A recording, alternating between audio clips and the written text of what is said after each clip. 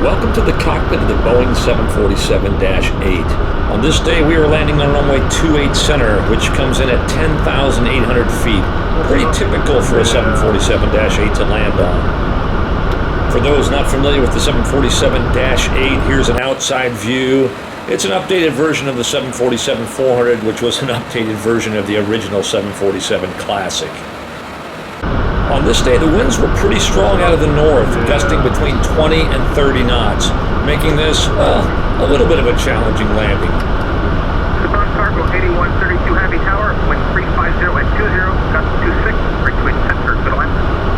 To give you a little bit of an overview, here's a 747-8 taxiing. As you can see, the engines hang really, really low, and it only takes 6 degrees of bank to hit one on landing.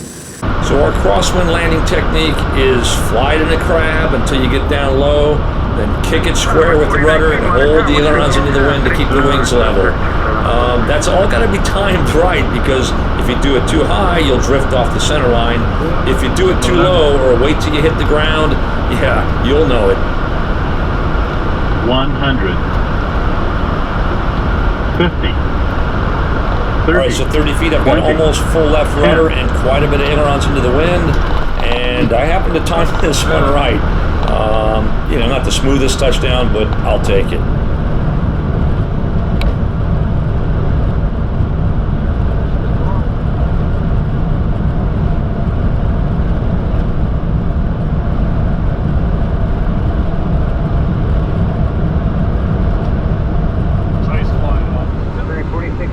Alright, so I decided to add another clip. This is also landing into Chicago O'Hare, runway 22 left, which for us is an unusual runway to land on, based on the fact it's only 8,000 feet long. Now, normally we wouldn't land on a runway that short, but with a 20-knot headwind, it made the runway's apparent length a little bit longer.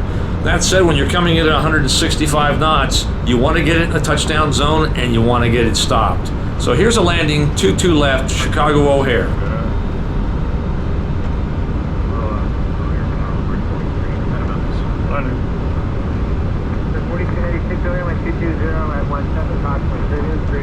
$100.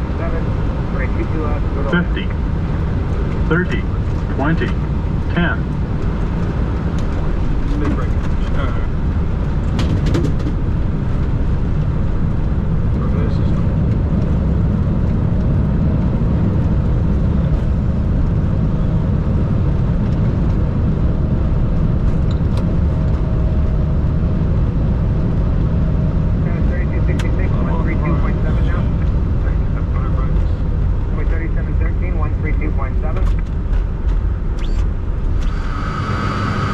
And just for fun, I thought I'd add one more clip. This, obviously not a 747, this is a Gulfstream 650 going into Antigua. I thought it was pronounced Antigua, but I think it's pronounced Antigua. Anyway, it flies nothing like the 747. The 747 is relatively heavy on the controls. It takes quite a bit of input to get things to happen, whereas the Gulfstream is super light on the controls, and you barely have to move the yoke to get any response at all. I'd argue it's almost a little too sensitive to fly, but I thought I'd include this video just as a comparison to the 747 I flew for so long. And yeah, that is a fly in the window. One thing I might mention is when the gear goes down in the 747, in the cockpit you don't hear it. In the Gulfstream, the nose gear is right under your seat, so you hear it.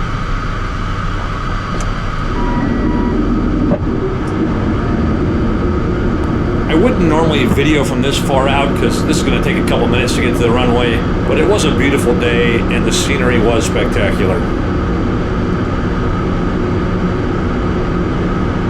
Oh, another thing I might mention, and the reason it's taking so long to get to the runway, is the 747 typically approaches around 160 knots, whereas the Gulfstream's more like 120. So with the 20 knots of headwind, we're just crawling over the ground at like 100 knots here.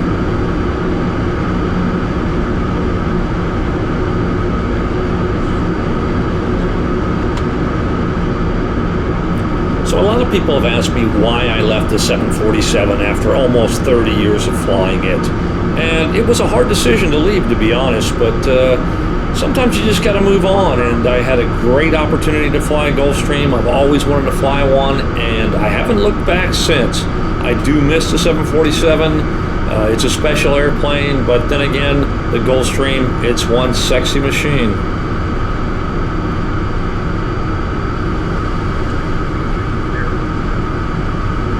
Approaching minimum.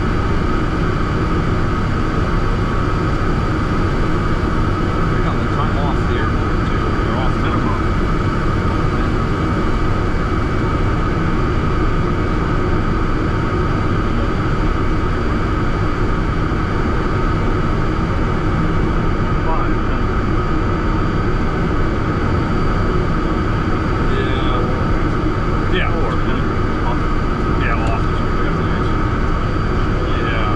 So a few differences landing the 747 versus the Gulfstream.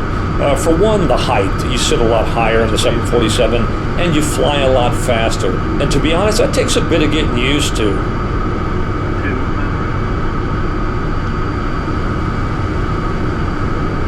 You can see the difference in the flare here. The 747, you're sitting, I don't know, 75 feet in the air, whereas this thing, you feel like you're dragging your ass. 30, 20, 10.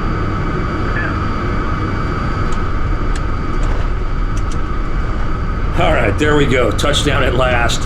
Hey, if you stuck with me this long, thanks so much for the support. Almost up to 100,000 subscribers. I really appreciate that. I should mention I have a show coming up. It's not my show, but I'm going to be on a show on Netflix. It's coming out March 27th. It's called Gold and Greed. I hope the title doesn't represent how I act in the show. We'll see how the editing went down. But yeah, Netflix, March 27th. As always, guys, thanks for watching. Subscribe if you want to, and we'll see you.